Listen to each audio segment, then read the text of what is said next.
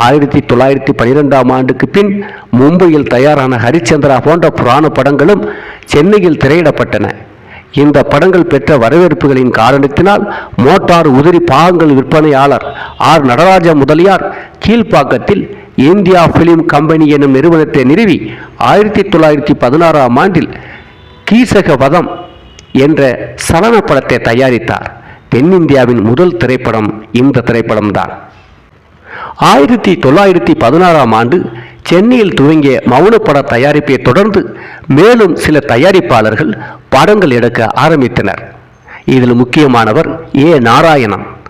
General pictures corporation என்ற நிறுவனத்தை நிறுவி பல வெற்றி படங்களை தயாரித்து தென்னிந்தியாவின் திரைப்பட தொழிலுக்கு முக்கிய பங்காற்றியவர். சென்னையில் 100க்கும் மேற்பட்ட சலன படங்கள் தயாரிக்கப்பட்டன. தமிழ், தெலுங்கு, மலையாளம் போன்ற மொழிகளில் விவரண அட்டைகளுடன் தென்னிந்தியாவின் பல நகரங்களிலும் திரையிடப்பட்டு மக்களிடம் கொண்டு சேர்க்கப்பட்டது.